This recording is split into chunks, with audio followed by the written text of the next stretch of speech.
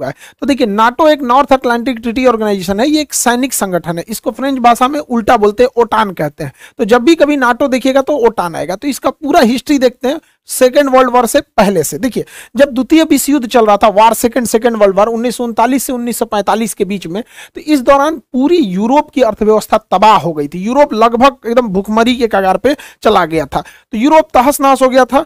इसी बीच जर्मनी जो था, अब लगभग जर्मनी की हार तय थी, क्योंकि जर्मनी सेकेंड वर्ल्ड वॉर में बहुत कूद रहा था, लेकिन जर्मनी की हार लगभग तय समझ रही थी। और ये जो हिटलर है, हिटलर के मरने के 4 महीना पहले ही फरवरी 1945 में ये डिसाइड हो गया कि अब जर्मनी हार जाएगा।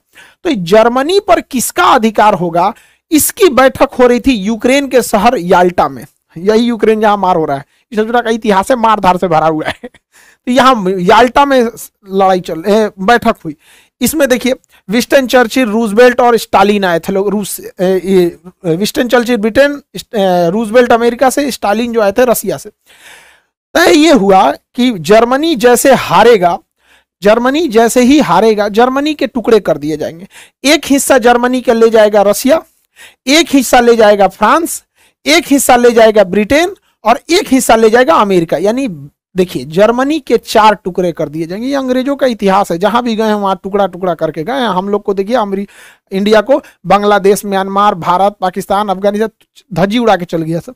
तो ये याल्टा पैक्ट में हो गया। इसके 4 महीने बाद फाइनली हिटलर हार गया और जर्मनी के जैसे हुआ टुकड़े वैसे तोड़ दिए गए जर्मनी को। इसी में इस याल्टा समिट में यह भी बात कही गई थी कि रसिया जो था उसका कहना था कि जापान जब हारेगा तो मेरी कुछ जमीनें जापान के पास है। तो याल्टा समझौता में कहा गया ठीक है कि जो जापान का क्यूराइल द्वीप है, जापान जो है रसिया को हरा दिया था 1904 में, 1904-1905 की लड़ाई में ना जापान जो है रसिया को हरा दिया था। तो ये क्यूराइल द्वीप न हुआ क्या कि रसिया जब सेकेंड वर्ल्ड वॉर खत्म होगा, जापान पे परमाणु बम गिरा दिया गया, तो डिसाइड किया गया कि यहां पर ये क्यूराइल द्वीप रसिया ले लेगा। तो रसिया ले लिया। रसिया से याल्टा समझौता में कहा गया था कि आप इस साइड में यूरोप में कम्युनिस्ट को बढ़ावा नहीं देंगे। कम्युनिस्ट एक ऐसा शासन प्रणाली है जिसमें चुनाव नहीं होता है, बल्कि पार्टी डिसाइड कर देती है, जैसे चाइना में चुनाव नहीं होता है।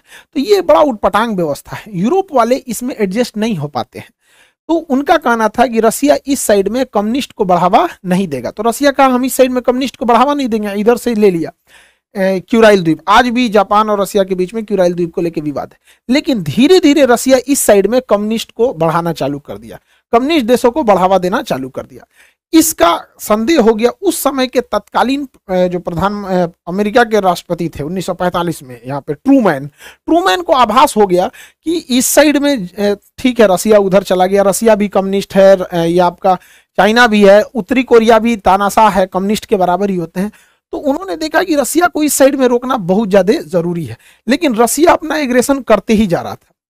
इसी बीच में फरवरी 1948 में रसिया जो था उस समय सोवियत संघ था, तो रसिया के साथ था एस्टोनिया, लातविया, लिथुआनिया, ये पूरे के पूरे रसिया का ही पार्ट था। सोवियत संघ उस समय union of Soviet socialist Republic, USSR नाम था रसिया का, तो ये सब उसी के साथ थे।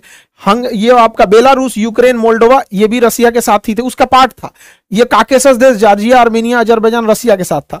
ये सेंट्रल एशिया के Kazakhstan, Kyrgyzstan, Tajikistan, Turkmenistan, Uzbekistan, ये सब रसिया के साथ थे। तो आप देखिए उस समय रसिया का क्या इतना बड़ा एरिया होता था, ये पूरा का पूरा रसिया था। इसके बावजूद रसिया ने यहां पर उस समय के जो चेकोस्लोवाकिया देश है, फरवरी 1948 में चेकोस्लोवाकिया पर अचानक सेना भेज के तख्ता पलट करा दिया और यहाँ के लोकतंत्र के सरकार को उखाड़ फेंका और यहाँ पर अपनी पिट्ठू सरकार, जैसे इसी के हिसाब से चलने वाली सरकार, कम्युनिस्ट सरकार को यहाँ बैठा दिया। आज चेकोस्लोवाकिया 2 भाग में टूट चुका है, चेक गणराज्य और यहाँ पे स्लोवाकिया। उस समय इसने कब्जा किया। अब यूरोप वालों को डर हो गया कि भैया यहां तक तो खुद का खुद रसिया है, अब ये इसके भी आगे बढ़ेगा तो हम लोग कहां जाएंगे। और उसके अलावे जर्मनी का एक हिस्सा तो रसिया याल्टा समझौते के तहत ही ले चुका था।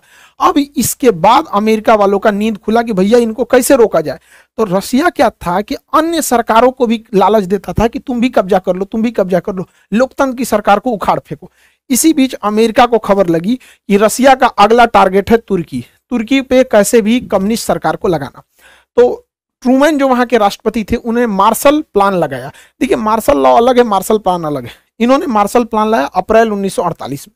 इसके तहत जो देशों पे रसिया अपना प्रभाव जमा रहा है कि तुम लोकतंत्र छोड़ के कम्युनिस्ट आ जाओ, वहां पर ये लोग क्या करते थे, मार्शल प्लान के तहत पैसे देते थे ताकि वो रसिया के फेवर में ना जाए। तो तुर्की और साइप्रस को कैसे भी ये पैसे उसे दे के अपने फेवर में लाए, वरना तुर्की भी हो चुका था कम्युनिस्ट देश। रसिया यूरोप की ओर बढ़ते जा रहा था। रीजन क्या, रसिया का एक क्षेत्रफल खुद का रसिया इतना बड़ा था, इसके अलावे रसिया के साथ सेंट्रल एशिया यूएसएसआर का हिस्सा था, काकेसस यूएसएसआर का हिस्सा था, ये बाल्टिक देश यूएसएसआर का हिस्सा थे सब, ये उस समय बेलारूस, यूक्रेन, ये सब उस समय रूस का ही पार्ट हुआ करता था, इतना बड़ा। इसके अलावे अब रसिया एंट्री करना चालू किया। तब इन्होंने क्या किया, 4 अप्रैल 1949 को नाटो सेना का गठन किया। जिस समय गठन हुआ उस समय 12 देश थे, वर्तमान में इसमें 31 देश हो चुके हैं। नॉर्थ अटलांटिक ट्रीटी ऑर्गेनाइजेशन, इस संगठन के टोटल 14 अनुच्छेद हैं, 14 आर्टिकल हैं। 14 आर्टिकल में कहा गया है कि इसके देश कैसे कैसे काम करेंगे। इसका 5वां आर्टिकल सबसे खतरनाक है कि इन वर्तमान में जो 31 देश हैं, अगर इस 31 देश में कोई बाहरी देश 31 आपस में मार करे तो कोई दिक्कत नहीं है, ये किसी को मारे तो कोई दिक्कत नहीं है, लेकिन अगर कोई दूसरा देश इनके ऊपर हमला करेगा तो ये 31 मिल के मारेंगे उसको। ये इसका कानून है। इसका मुख्य उद्देश्य क्या था कि रसिया को इस साइड में यूरोप की ओर से चढ़ने से बचाया जाए, वरना ये धीरे धीरे रसिया इधर आ गया था। तो अब आपको तो समझ में आ रहा होगा ना कि नाटो का निर्माण ही हुआ था रसिया के एग्रेशन को रोका जाए, वरना रसिया बहुत तेजी से एक्सपेंड कर रहा था और हर जगह कम्युनिस्ट फैलाते जा रहा था। तो नाटो का गठन 1949 में हो गया। ये एक सैन्य संगठन था।